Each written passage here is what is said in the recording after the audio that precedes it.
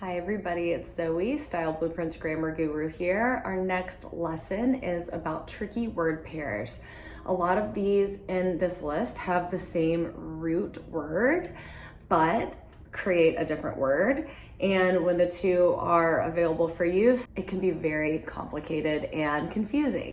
The first one is joyful and joyous. They're almost identical, they're almost exactly the same. In general, people use joyful more when they're talking about people, and then joyous more when they're talking about events or places. What a joyful baby you have. The party was a joyous occasion.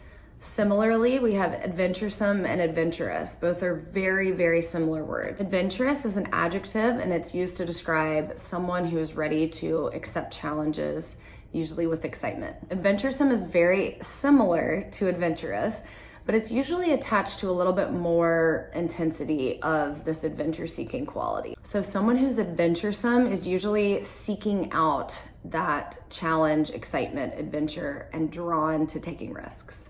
At just 3, Ella was an adventurous eater. My adventuresome son scares me on the ski slope. Use and utilize. This one drives me absolutely crazy. I cannot stress this enough. If you all are using the word utilize just to sound smarter, when really you mean use, cut it out. Utilize has a very specific meaning and it is not interchangeable with use. Utilize means you are using something not in its intended use. So a new, profitable, or practical use of something that is beyond its intentional use. We utilize old wine bottles to create centerpiece vases. You want to use when you mean use, which is to use something for an intended purpose. We use our hands to make pottery, not utilize our hands to make pottery. This next one I've definitely fallen victim to. Entitled versus titled. But when you're talking about the title of something, so if you're saying her new book is entitled blank, that's actually wrong. It should always be titled. So entitled is only used as an adjective, or it can also be a verb, but we typically use it as an adjective when you're talking about somebody believing themselves to be inherently deserving of special treatment or privilege. It can also be a verb that means to give someone the legal right to something. Comprised and composed. This is a very tricky one as well. So comprised means include, contain, or be composed of.